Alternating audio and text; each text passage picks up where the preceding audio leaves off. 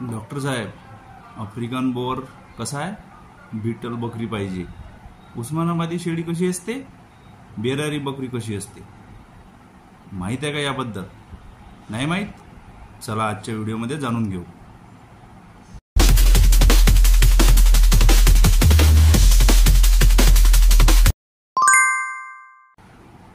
नमस्कार शेतकरी बांधवांनो, माझं नाव डॉक्टर दिलीप श्रीराम बिल्लेवार. मी महाराष्ट्र शासनाच्या पशुसंवर्धन विभागामध्ये पशुधन विकास अधिकारी म्हणून काम करतोय. आजचा जो विषय आपण निवडलेला आहे हा आहे शेळ्यांच्या जाती. कारण की खूप सारे शेतकरी आपल्याकडे येतात आणि विचारतात, साहेब आफ्रिकन बोअर बद्दल माहिती सांगा. आफ्रिकन बोअर दिसतो कसा, त्यानंतर त्याचे फायदे काय, कोणत्या प्रकारासाठी त्याचं आपण पालनपोषण केलं पाहिजे, त्यानंतर बीटल बकरी कशी असते, उस्मानाबादी शेळी कशी असते, त्यानंतर बेरारी शेळी कशी असते. म्हणजे आपल्याला मॅक्सिमम ब्रीड्सची जी आहे ती तोंड ओळख आजच्या व्हिडिओमधून व्हावी, हाच आपला एक प्रयत्न आहे. तर चला, ॲज युजल माझ्या स्टाईलमध्ये छोटासा PPT, तुमचे 10 मिनटं आणि भरपूर सारी माहिती तुम्हाला देण्याचा माझा हा प्रयत्न. आवडत असेल तर लाईक, शेअर आणि कॉमेंट करायला विसरू नका. तुम्ही जर मला मोटिवेट केलं तर मला आणखी चांगलं वाटेल आणि आणखी गरजू शेतकऱ्यांपर्यंत हा व्हिडिओ पोहोचेल. चला तर मग बघूया. आजचा जो विषय आपण निवडलेला आहे हा आहे शेळ्यांच्या विविध जाती. ब्रीड्स त्याला सायंटिफिक टर्ममध्ये म्हणतात.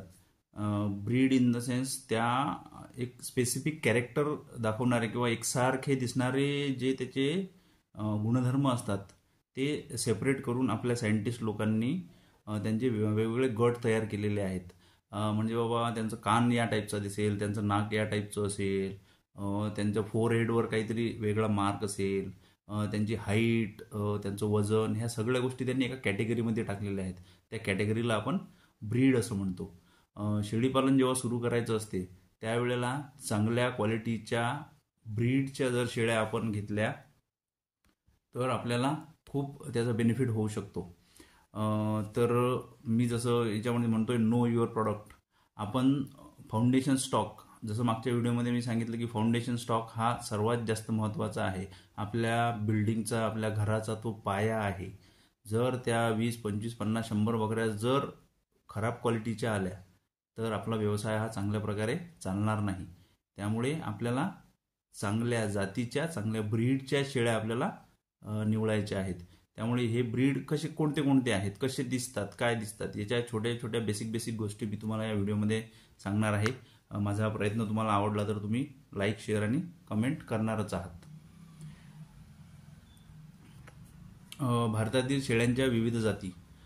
एकूण भारतामध्ये 23 एस्टॅब्लिश ब्रीड्स आहेत शेळ्यांचे. त्यापैकी उपयुक्ततेनुसार शेळ्यांची वर्गवारी आपण केलेली आहे. याची वर्गवारी जी आहे ती रिजनल पण करता येते, देशी आणि विदेशी पण करता येतं. त्यानंतर मांसासाठी वापरल्या जाणाऱ्या शेळ्या आणि दुधासाठी वापरल्या जाणाऱ्या शेळ्या यानुसार सुद्धा करता येते. तर आपली काय उपयुक्तता आहे, आपण एक व्यवसाय करतोय, आपण काही रिसर्चमध्ये वगैरे काही आपल्याला त्याची सध्या गरज नाही आहे. आपल्याला आपल्या व्यवसायासाठी कोणता व्यवसाय करायचा आहे, म्हणजे उपयुक्ततेनुसार आपण शेळ्यांची वर्गवारी बघणार आहोत. याच्यामध्ये जर आपण बघितलं तर फक्त मांसासाठी पहिलं जे आहे ते मांसासाठी, यामध्ये इतक्या प्रकारच्या शेळ्या वापरल्या जातात. गंजम, मलबारी, कन्नई, अड्डू व उस्मानाबादी ह्या ज्या शेळ्या आहेत ह्या मांसासाठी वापरल्या जातात. त्यानंतर धागे आणि मांस, गड्डी, मारवाडी, चेंगथांगी व चेमू. धागे इन द सेन्स त्यांचा जो वरचा स्किनचा कोट असतो, यांची जी केसांची वाढ असते ही खूप जास्त असते आणि यांचा यूज आपण कपडे तयार करण्यासाठी किंवा गरम कपडे तयार करण्यासाठी आपण यूज करतो. आता यानुसार जर यूज बघितला आपण तर कापड तयार करण्यासाठी किंवा गरम कपडे तयार करण्यासाठी यूज करतात. याचा यूज कुठं होईल? नॉर्थ इंडियामध्ये, कारण की तिथं थंडी जास्त असते. त्यामुळे हे जे ब्रीड आहेत हे त्या वातावरणात डेव्हलप झाले. ॲडॅप्टेशन हा एक प्रकार आहे सायन्समध्ये. मला वाटते 8वी, 9वी, 10वीच्या मुलांना सुद्धा माहिती आहे किंवा 12वीत सुद्धा एक सेपरेट चॅप्टर असतं त्याच्यावर बायोलॉजीमध्ये. ॲडॅप्टेशन, जो जीव ज्या वातावरणामध्ये त्याला जगायचं असते तो त्याच्यानुसार त्याच्या शरीरामध्ये चेंज करून घेतो. आता जर जम्मू काश्मीरमधल्या शेळीला जर वाळायचं असेल तर ती एकदम अंगावर एकही केस नसलेली शेळी तिथं जगू शकेल का?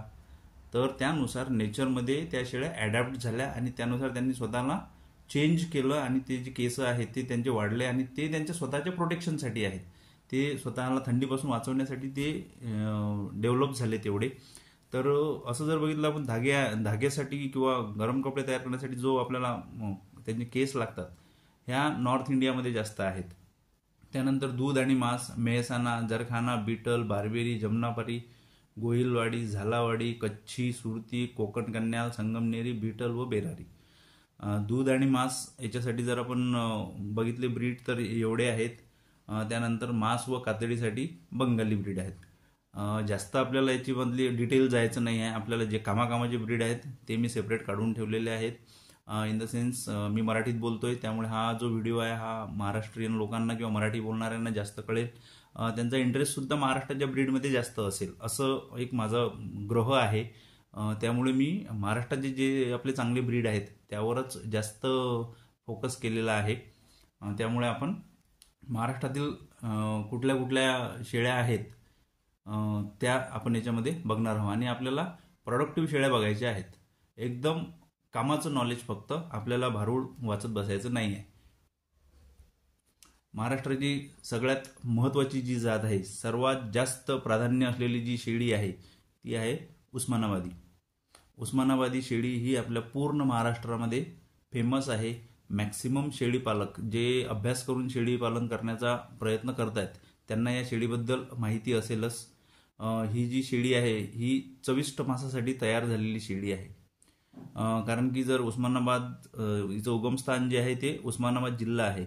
उस्मानाबाद जिल्हा असल्यामुळे तिथं जेवढी चाऱ्याची हे आहे म्हणजे उपलब्धता, त्यानंतर थोडंसं गरम वातावरण, बाहेर वेगवेगळ्या प्रकारच्या चाऱ्यामध्ये चरल्यामुळे हिच्यामध्ये जे काही मॉडिफिकेशन झाले ते, आणि ही शेळी उष्णतेला सुद्धा ॲडॅप्ट करते चांगली. त्यामुळे ही जी शेळी आहे ही महाराष्ट्रात डेव्हलप झालेली आहे. हिचं उगमस्थान उस्मानाबाद आहे. हिचा संपूर्ण रंग जो असतो तो काळ्या रंगाची ही शेळी असते. या फोटोमध्ये जर बघितलं तुम्ही तर याच्यामध्ये शिंग आहेत. काही उस्मानाबादी शेळ्यांमध्ये शिंग सुद्धा नसतात. पोल्ड त्याला म्हणतो आपण, पोल्ड किंवा हॉर्न्ड.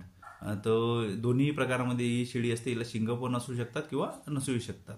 पण हिचं आयडेंटिफिकेशन मार्क जर बघितला आपण तर हिचा कम्प्लीट पूर्ण काळा रंग असतो. कधी कधी एखादा चेहऱ्यावर जो आहे, जसं या फोटोमध्ये बघताय तुम्ही, थोडासा एक पांढरा रंग येऊ शकतो, पण तो क्रॉस ब्रीडिंगमुळे म्हणा किंवा कशामुळे. पण प्युअर जर आपण उस्मानाबादी शेळी बघितली तर पूर्ण कम्प्लीट काळ्या रंगाची असते. 24 मासासाठी तयार झालेली ही शेळी आहे. काटकपणा याच्यामध्ये जास्त आहे. रोगप्रतिकार शक्तीची चांगली आहे आणि मेन म्हणजे उष्ण वातावरणाशी जुळवून घेण्याची हिची ताकद जी आहे ही खूप चांगली आहे. हिचे मूळ स्थान उस्मानाबाद आहे. त्यानंतर हिची जर आपण वैशिष्ट्ये बघितली तर सर्वात महत्त्वाचं इकॉनॉमिकल कॅरेक्टर याच्यामध्ये जे आहे ते आपल्याला बघायचं आहे. बोकड वयाच्या 6 महिन्यात 18 ते 20 किलो वजन दाखवतात. बोकडाचं जे वजन वाढीची जी हे आहे म्हणजे स्पीड जो आहे तो खूप चांगला आहे. आपण जसं मागच्या व्हिडिओमध्ये म्हणा किंवा त्याच्या आधी माझं म्हणणं आहे की बोकड हा 25 किलोचा लवकरात लवकर झाला पाहिजे. तो जेवढ्या लवकर 25 किलोचा होईल तेवढ्या लवकर आपल्याला रिटर्न मिळतील. त्यामुळे हे शेळी जर आपण, हे ब्रीड जर आपण व्यवसाय सुरू करण्यासाठी यूज केलं तर याच्यामध्ये 18 ते 20 किलो वजन बोकडांचं 6 महिन्यात होते. हे त्याच्यामध्ये बेसिक जेनेटिक कॅरेक्टर आहे आणि बेसिक जेनेटिक कॅरेक्टर त्याचं मूळ आहे. ते मूळ जर चांगलं असलं तरच त्याची वाढ होईल. त्याचं जेनेटिक कॅरेक्टर जर खराब असेल तर ती वाढ होणार नाही. त्यामुळे हा सगळ्यात महत्त्वाचा हिचा इकॉनॉमिकल पॉईंट आहे यूज करण्याचा. ही जी शेळी आहे 9 ते 11 महिन्यात प्रजननक्षम होते. ब्रिडेबल म्हणजे ती मेट करून पिल्ले देण्यालायक होते.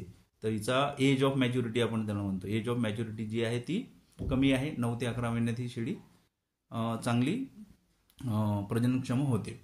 एकूण वेत जे आहेत या शेळीचे पूर्ण जीवनामध्ये म्हणजे 9 ते 10 वेत ही देते. जसं जेस्टेशन पिरियड मी सांगितलं 145 दिवसाचा आहे. 145 दिवस ती गामण राहील. त्यानंतर 1.5 महिन्याचा जो पिरियड आहे तो खाली राहील. त्यानंतर परत 6 महिन्यांनी मेट होईल. असे जर तिचे वेत ॲव्हरेजली बघितले आपण तर तिच्या पूर्ण जीवनामध्ये 9 ते 10 वेत ती देणार. त्यानंतर अजून सगळ्यात महत्त्वाचं जे आहे 4 नंबरचं जे आहे, जुळे व तिळे देण्याचे प्रमाण हिचे 70% आहे. म्हणजे ही शेळी जर 10 वेळा जंतत असेल आपल्या इथं, म्हणजे 9 ते 10 वेळा जर कॅल्क्युलेशन केलं आपण तर 70% वेळा म्हणजे 7 वेळा ही शेळी आपल्याला जुळे किंवा तिळे देणार, म्हणजेच आपलं जे प्रोडक्शन आहे ते डबल होणार. त्यामुळे जुळे व तिळे देण्याची क्षमता या शेळीची सर्वात बेस्ट आहे. दररोज जर दूध हिचं बघितलं तर 1 ते 2 लिटरपर्यंत हे दूध देते. ते जे दूध आहे ते आपण काही म्हणजे दूध पालनाच्या व्यवसायासाठी काही जास्त वापरणार नाही, तर ते जे पिल्लं तयार होणार आहेत त्या पिल्लांना पाजण्यासाठीच हे दूध आपण देणार आहोत.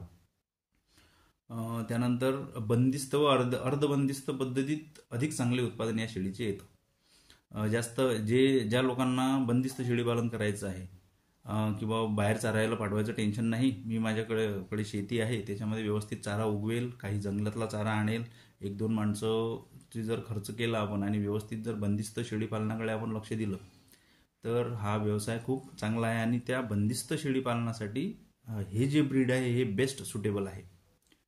त्यामुळे जे काही चारा तुम्ही त्यांना टाकाल त्यावरच याची चांगली वाढ होते. शरीरांचे जर काही आपण म्हणजे ओळखण्यासाठी, आता जसा हा व्हिडिओ ओळखसाठीच आहे ब्रीडच्या, तर त्याच्यामध्ये आपण बघितलं तर शरीराची लांबी म्हणजे नाकाच्या शेंड्यापासून ते शेपटीपर्यंत ही झाली आडवी लांबी. ही आहे 100 सेंटीमीटर मादीची असते म्हणजे शेळीची असते आणि 110 सेंटीमीटर नराची असते. त्यानंतर उंची म्हणजे हाईट, जमिनीपासून खांद्यापर्यंतची तिची हाईट जी आहे ती असते 70 सेंटीमीटर आणि मेलमध्ये असते ती 80 सेंटीमीटर. जन्मवेळी वजन म्हणजे जे पिल्लं तयार होतात याला आपण एज ॲट म्हणजे बॉर्न झाल्यानंतर जे वय आहे त्याला म्हणतो. त्याचं मादीचं वजन असतं 2 किलो आणि नराचं वजन असतं 2.25 किलो. म्हणजे जेवढं वजन त्याचं जन्माच्या वेळी त्या पिल्लाचं चांगलं, तेवढी त्याची समोर ग्रोथ चांगली होईल. मागच्या व्हिडिओमध्ये जर तुम्ही बघितलं तर मागच्या व्हिडिओमध्ये सुद्धा मी हे मेन्शन केले आहे की जे जन्मतेवेळी ज्यांचं वजन चांगलं असतं, ज्या पिल्लांचं वजन चांगलं असतं, त्यांचं समोरच्या ॲडल्ट जीवनामध्ये सुद्धा वाढ चांगली होते. त्यामुळे याचं जन्मतेवेळीचं वजन जे आहे 2 किलो आणि मेलचं असतं 2.25 किलो. मोठ्या वयात वजन या शेळीचं मॅक्सिमम 35 ते 45 किलो होऊ शकतं. नराचं वजन 45 ते 55 किलो होऊ शकतं. चांगली फिडिंग, चांगलं त्यांचं मेंटेनन्स, वेळेवर लसीकरण, वेळेवर डिवर्मिंग हा महत्त्वाचा पार्ट आहे. ह्या ज्या शेळीमध्ये फोटोमध्ये दिसत आहे, शेळीवरची चमक आहे ही फक्त एका जंताच्या गोळीमुळे येते. दर 3 महिन्याला जर जंताची गोळी दिली तर ही चांगली चमक यावर राहील. त्यामुळे ॲडल्ट बॉडी वेट जे आहे त्यांचं 35 ते 45 किलोच्या जवळपास होऊ शकते. त्यामुळे हे जे ब्रीड आहे हे खूप छान ब्रीड आहे, हे खूप चांगलं ब्रीड आहे. सर्व वेटरनरी डॉक्टर याला रेकमेंड करतात. या ब्रीडबद्दल कुठल्याच सायंटिस्टचं किंवा कुठल्याच डॉक्टरचं दुमत नाही आहे. त्यामुळे महाराष्ट्रामध्ये आपल्या रिजनमध्ये जर आपल्याला शेळी पालन करायचं असेल तर उस्मानाबादी शेळीचा हा सगळ्यात पहिला ऑप्शन तुम्हाला आहे. त्यामुळे हे जे ब्रीड आहे हे तुम्ही समजावून घ्या, बघून घ्या. नाही कळलं असेल तर व्हिडिओ परत एकदा बघा.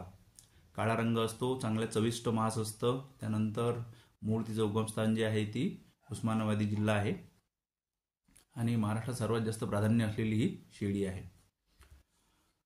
दुसरी जी शेळी आहे ती म्हणजे माझा थोडासा पर्सनल इंटरेस्ट या ब्रीडमध्ये जास्त आहे, कारण की मी अकोल्याचा राहणार आहे आणि अकोल्याचं जे post graduate institute of veterinary and animal sciences आहे तिथलाच मी पोस्ट ग्रॅज्युएट आहे. तिथल्या सायंटिस्ट, जेनेटिक्स डिपार्टमेंटचे जे सायंटिस्ट लोक आहेत त्यांनी या ब्रीडवर काम केलेलं आहे. आणि हे जे ब्रीड आहे हे आतापर्यंत 22च ब्रीड रिपोर्ट होते. हे जे ब्रीड आहे हे 23वा ब्रीड यांनी रिपोर्ट केलेलं आहे. तर या ज्या ब्रीडचं उगमस्थान जे आहे ते आहे विदर्भ. त्यानंतर नागपूर, वर्धा, अमरावती व अकोलामध्ये ही शेळी जास्त सापडते. आपलं मेळघाट रिजनला जर आपण गेलो तर त्या एकदम मेळघाट हा एक आपला डोंगरी प्रदेश आहे किंवा आदिवासी प्रदेश आहे. त्याच्यामध्ये जंगल आहेत.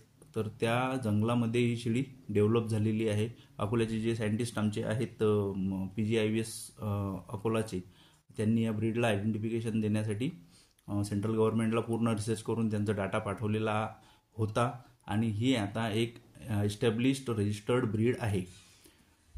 नागपूर, वर्धा आणि अमरावती व अकोल्यामध्ये ही ब्रीड जास्त सापडतं. चविष्ट मांस देणारी ही शेळी आहे, कारण की डोंगरामध्ये डेव्हलप झालेली आहे. म्हणजे चांगल्या वेगवेगळ्या क्वालिटीचं चारा पाणी घेऊन त्यांच्यामध्ये जेनेटिक मॉडिफिकेशन होऊन ही शेळी तयार झालेली आहे. काटकपणा शेळीच्या याच्यामध्ये, शेळीचं बॉडी स्ट्रक्चर जर बघितलं आपण तर त्यावरच आपल्या लक्षात येईल की काटकपणा या शेळीमध्ये चांगला आहे. ॲडॅप्टेबिलिटी जास्त आहे. विदर्भ रिजन म्हटलं तर सगळ्यात पहिले ऊन जास्त असतं आमच्याकडे. एक म्हणजे जर वर्षातले 6 महिने जर बघितले तर ऊनच जास्त आहे. पावसाळ्यात थोडंफार हे आणि थंडीचे 2च महिने आमच्याकडे असतात. बाकीचे 2 महिने तर ऊन सुरू होऊन जातं. फेब्रुवारीपासून आमच्याकडे खतरनाक टाईपची गरमी सुरू होऊन जाते. पण या वातावरणात सुद्धा ही शेळी चांगलं परफॉर्म करते. ॲडॅप्टेबिलिटी हिची जास्त आहे. ॲडॅप्टेबिलिटी म्हणजे वातावरणाशी जुळवून घेण्याची शक्ती ही या ब्रीडमध्ये चांगली आहे. हिचं जर आयडेंटिफिकेशन मार्क आपण बघितलं तर एक काय फिक्कट लालसर रंगाची ही शेळी आहे. त्यानंतर हिच्या गळ्याभोवती हा जो पट्टा आहे हा गोल पट्टा हिच्या गळ्याभोवती असतो, ब्लॅक कलरचा, एकदम डार्क ब्लॅक कलरचा. त्यानंतर हिच्या नाकावर जर बघितलं तर इथं डार्क कलरची पट्टी आहे पूर्ण तोंडावर, आणि ही जी ब्लॅक कलरची पट्टी आहे ही डोक्या नाकापासून जी सुरू होते ती शेवटपर्यंत टेलपर्यंत म्हणजे शेपटीपर्यंत ही असते. त्यामुळे हे सुद्धा एक चांगलं ब्रीड आहे आपल्या महाराष्ट्रातलं. जे विदर्भातले शेतकरी आहेत त्यांनी या ब्रीडकडे जर लक्ष दिलं तर हे ब्रीड आणखी चांगलं डेव्हलप होऊ शकतं, आणि मीट पर्पजसाठी किंवा मांस उत्पादनाच्या व्यवसायासाठी हे ब्रीड सगळ्यात चांगलं आहे. याची जर वैशिष्ट्ये आपण बघितली तर उष्ण वातावरणात ही शेळी चांगली वाढते. उष्ण वातावरणासाठी ॲडॅप्ट झालेली आहे, ती एकदम वेल सेटल्ड आहे आपल्याकडे. जेव्हा केव्हा आपण व्यवसाय सुरू करतो तर जे ब्रीड्स आपल्या लोकली आपण जिथं व्यवसाय सुरू करणार तिथलंच जर ब्रीड आपण घेतलं संगोपनासाठी तर आपल्याला लॉसेस जे आहेत ते फार कमी होतात, कारण की हे ॲडॅप्ट झाल्यामुळे यांना बिमाऱ्या कमी होतात. यांना वातावरणाची जुळवून घेण्याची शक्ती यांची चांगली असते. कमी खाद्यामध्ये हे चांगली वजनवाढ करून देतात. त्यामुळे चांगलं ब्रीड सिलेक्ट करणं खूप महत्त्वाचं आहे. बेरारी शेळी जर बघितली आपण तर उष्ण वातावरणात चांगली वाढते. रोगप्रतिकारशक्ती जसं मी सांगितलं एकदम बेस्ट आहे, हिची चांगली आहे. मांस उत्पादन सुद्धा हिचं चांगलं आहे, आणि चराई पद्धतीनं ही जे ब्रीड आहे हे चराई पद्धतीने सुद्धा चांगलं रिझल्ट देऊ शकतं. कारण की जर हिचा इतिहास बघितला तर ही फिरून फिरूनच डेव्हलप झाली, पण चराई पद्धतीमध्ये सुद्धा ही जी ब्रीड आहे हे चांगला परफॉर्म करते आणि आपला चांगला रिझल्ट देतं. हिचं शरीराचं जर आपण कॅरेक्टर बघितले तर शरीराची लांबी जी आहे, लांबी इन द सेन्स नाकापासून ते शेपटीपर्यंत ही मादीची 80 सेंटीमीटर आहे आणि नराची 90 सेंटीमीटर आहे. उंचीची 60 सेंटीमीटर आणि 70 सेंटीमीटर जमिनीपासून वर. जन्मतेवेळी वजन मादीचं 1.5 किलोच्या जवळपास असतं आणि नराचं जे वजन आहे ते 2 किलोच्या जवळपास असतं. हे फुल्ली डेव्हलप नराचं आपण बोलतोय, ज्याचे 145 दिवस कंप्लीट झालेले आहेत जस्टेशन पिरियडचे गामन काळ, आणि व्यवस्थित तिची डिलिव्हरी झालेली आहे. नॉर्मल पिल्लांचं वजन 1.5 ते 2 किलोपर्यंत असतं. मोठ्या वयात तिचं वजन 35 ते 40 किलो, 30 ते 35 किलो शेळीचं आणि 38 ते 40 किलो हे नराचं होतं. त्यामुळे हे सुद्धा एक एस्टॅब्लिश मस्त चांगलं स्वच्छ सुंदर टिकाऊ ब्रीड आहे. त्यामुळे या ब्रीडसाठी तुम्ही प्रयत्न करा किंवा हे ब्रीड आपण करू. तर महाराष्ट्रातील हे 2च ब्रीड आपल्याला सगळ्यात चांगले आणि सगळ्यात फायदेशीर आहेत. एकदम भाराभर तुम्हाला सगळ्याचं डिटेल सांगण्यात काही अर्थ नाही. मग संगमनेरी शेळी पण आहे, बाकीच्या सगळ्या पण शेळ्या आहेत, पण आपल्याला जे करायचं आहे मांस व्यवसायासाठी हे 2च ब्रीड जरी तुम्ही प्रिफर केले, आता मी एक व्हेटरनरी डॉक्टर आहे त्यामुळे थोडासा रेकमेंड मी करू शकतो, हे 2 ब्रीड खूप बेस्ट आहेत मांस उत्पादनासाठी. त्यामुळे या 2 ब्रीडचं तुम्ही जरूर तुमच्या व्यवसायासाठी सिलेक्शन करा. बेरारी ब्रीडचे कॅरेक्टर तुम्ही व्हिडिओमध्ये बघून घ्यालच. त्यानंतर काही जी ब्रीड आहेत हे माझं डिफरन्सिएशन आहे. काही जी ब्रीड आहेत हे शेतकऱ्यांना खूप आवडतात, की साहेब आपल्याला की नाही ते असंच पाहिजे, आपल्याला तो हाच ब्रीडचा आणायचा, तो ब्रीड नाराजा एकदम सुपरच दिसते. आता आपल्याला काही कुठल्या फॅशन शोमध्ये बकऱ्यांना पाठवायचं नाही. आपला जो पर्पज आहे एक तर दूध काढणे, नाही तर मग मांस तयार करणे. मग ती शेळी काळी असो, पिवळी असो का लाल असो, आपल्याला त्याचं काही घेणं देणं नाही. सुंदर दिसणारी शेळी काय करायचं आहे आपल्याला, काहीच गरज नाही ना. त्यामुळे आपल्याला जे होते आपल्या इकडे जे वाढू शकतं, आपल्या इकडे जे ॲडॅप्ट आहे तेच ब्रीड तुम्ही सिलेक्ट करावी. थोडीशी विसंगती येणार याच्यामध्ये, काही लोकांना मी डिस्करेज करतो या गोष्टीपासून, कारण की मला ते पर्सनली पटत नाही. आपली जर इन्व्हेस्टमेंटची लिमिट असेल तर आपण हे अननेसेसरी गोष्टीमध्ये अडकण्यातच काही पॉईंट नाही. त्यामुळे काही जी ब्रीड आहेत ते शेतकऱ्यांना खूप आवडतात. ते ब्रीड कोणते कोणते ते पण आपण बघू. सगळ्यात पहिला आहे आफ्रिकन बोर. यूट्यूबवर मस्त व्हिडिओ आहे त्याचे, एकदम सुपर टाईपचा हा बोकुळ किंवा शेळी दिसते. आता ही जी शेळी आहे कुठं डेव्हलप झाली, साऊथ आफ्रिकेत. साऊथ आफ्रिकेचं वातावरण वेगळं, आपल्या इकडचं वातावरण वेगळं. त्यामुळे तिथून आणलाही तुम्ही तरी आपल्याकडे तो टिकला पाहिजेत, त्याचं मेंटेनन्स तुमच्याच्यानी झालं पाहिजे. मांस उत्पादनासाठी ही जी शेळी आहे ही वापरण्यात येते. हिचा पांढरा रंग असतो आणि मान जी आहे ती भरदार असते. मानेचा तोंडावर आणि मानेवर हा लालसर रंगाचा एक हे असतो, पॅच असतो पूर्ण याच्यामध्ये. ही हॉर्न शेळी आहे. शिंग वगैरे थोडे मोठे असतात. पांढरा रंग असतो हिचा. हिचे जर आपण बॉडीचे कॅरेक्टर बघितले तर शरीराची जी लांबी आहे ती नाकापासून शेवटपर्यंत 80 सेंटीमीटर आणि नराची 90 सेंटीमीटर. उंची जी आहे 78 सेंटीमीटर मादीची आणि 94 सेंटीमीटर नराची.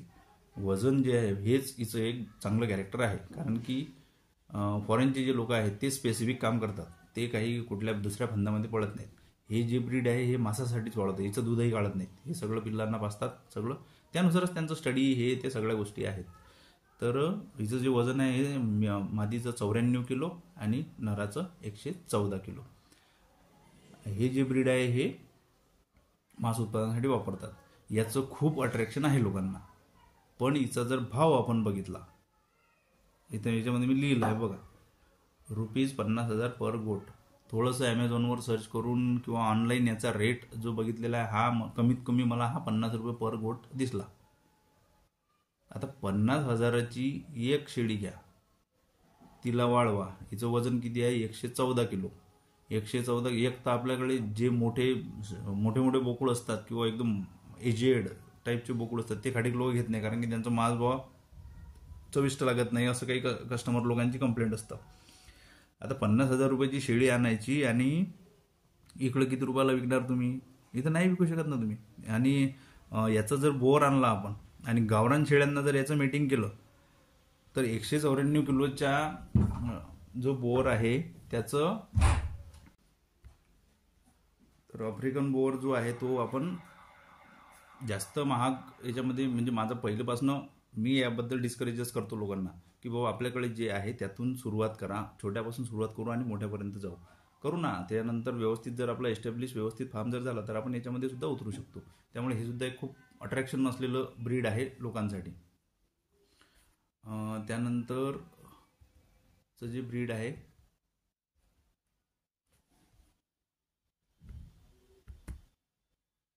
बीटल.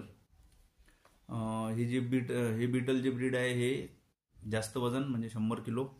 त्यानंतर हिची युनिक कॅरेक्टरिस्टिक जर बघितली आपण, तिचे कान एकदम फार लांब असतात. कान एकदम लांब असतात. दोन्ही तिन्ही चारही प्रकारच्या कलरमध्ये हे ब्रीड मिळतं. ब्लॅक कलर आहे, व्हाईट कलर आहे, त्यानंतर रेड कलरमध्ये सुद्धा हे दिसतात. जास्त दूध आणि मांस या दोन्ही प्रकारासाठी हे वापरलं जातं. याचं मूळ जे उगमस्थान आहे ते पंजाब आहे. आणखी थोडीशी पाकिस्तानमधून सुद्धा ही मायग्रेट होऊन पंजाबमध्ये आलेली आहे ब्रीड. तर याला बीटल म्हणतात. हे दूध आणि मांस दोन्हीसाठी यूज करतात. तर ह्या ज्या शेळीचा रेट आहे हा सुद्धा मी काढलेला आहे. हा आहे 700 ते 1000 रुपये पर किलो. 700 ते 1000 रुपये पर किलोच्या हिशोबाने या शेळ्या मिळतात. म्हणजे 50 किलोची जर शेळी आहे तर 1000 रुपये किलोनुसार ती 50,000ची शेळी होते. त्यामुळे हे सुद्धा पॉईंट ऑफ अट्रॅक्शन, फक्त कानामुळे हिचं पॉईंट ऑफ अट्रॅक्शन आहे लोकांमध्ये, दुसरं काही नाही. बाकी आपल्याकडे मटन, आपल्याकडचा जो रेट आहे तो 360 370च्या वर आपल्याच्याने विकलं जाणार नाही. जर आपल्याकडे मार्केट अवेलेबल असेल तर हे ब्रीड आपण करू शकतो ॲज अ ब्रीडिंग फार्म म्हणून. ब्रीडिंग फार्म म्हणून जर आपण हे केलं म्हणजे मग आम्ही शेळ्या तयार करणार आणि विकणार, तर मग या ब्रीडसाठी तुम्ही गेलं पाहिजेत. तर ही बीटल नावाची शेळी आहे. त्याच्यानंतर या ब्रीडबद्दल सुद्धा खूप सारी इन्क्वायरी येते. सिरोही राजस्थानची ही ब्रीड आहे. बघितल्याबरोबर लक्षात येतं ही ओळखायला कठीण नाही एवढी ब्रीड. राजस्थानमध्ये ही उगम झालेली आहे. मांस उत्पादनासाठी बेस्ट ब्रीड आहे. हे सुद्धा आपण यूज करू शकतो. आणि उष्णतेला ॲडॅप्टिबिलिटीला जास्त आहे. विदर्भामध्ये किंवा महाराष्ट्रामध्ये हीटला जे ब्रीड चांगले रिस्पॉन्ड करतात तेच आपण याच्यामध्ये बघत आहोत. तर ही सिरोही ब्रीड आहे. ही सुद्धा चांगलं एक ब्रीड आहे. त्यामुळे चांगल्या जातीच्या जर शेळी आपण घेतल्यास उत्पादन झपाट्याने वाढते. जास्त डिटेलमध्ये जाण्यात काही पॉईंट नाही. दोनच ब्रीड मी जास्त फोकस केलेला आहे. एक आहे उस्मानाबादी आणि दुसरं आहे बेरारी. एक तिसरं सिरोही आहे. हे पब्लिक इंटरेस्टचे ब्रीड आहेत. पण जर ॲक्च्युअल व्यवसायामध्ये जर आपल्याला ग्रोथ करायची असेल तर या दोन ब्रीडवरच जर तुम्ही फोकस केलं तरीही आपल्याला भरपूर उत्पन्न त्यामधनं होतं. जर रिकॅप जर आपण बघितला तर उस्मानाबादी शेळी सगळ्यात पहिले काटक आहे, तिचं मटण चविष्ट आहे, कमी खर्चामध्ये ती डेव्हलप म्हणजे चांगली आपल्याला उत्पन्न देते. त्यानंतर बंदिस्त जे शेळी पालन आहे त्यामध्ये सुद्धा चांगला तिचा रिझल्ट आहे. त्यामुळे चांगल्या जातीची शेळी घेतल्यास उत्पादनात झपाट्याने वाढ होते. हा जो मंत्र आहे हा तुम्ही लक्षात ठेवा आणि जेव्हा आपण व्यवसाय सुरू करतो तेव्हा चांगल्या ब्रीडच्या शेळ्या आपण विकत घ्याव्या. तर आजच्या या व्हिडिओमध्ये तुम्हाला ब्रीडबद्दल थोडीफार का होईना पण प्रॅक्टिकल माहिती देण्याचा मी प्रयत्न केला. ती तुम्हाला आवडली असेलच असे गृहीत धरतो. तुम्हाला हा व्हिडिओ आवडल्यास लाईक, शेअर आणि सबस्क्राईब करा, कॉमेंट करा. काही प्रश्न असतील तर मला विचारा. मी सध्या तरी माझं यूट्यूब चॅनल छोटं असल्यामुळे मला वेळ आहे, मी सगळ्यांना रिप्लाय करू शकतो. तर थँक्यू. तुम्ही मला हा एवढा वेळ दिल्याबद्दल खूप खूप धन्यवाद. आता मी तुमची रजा घेतो.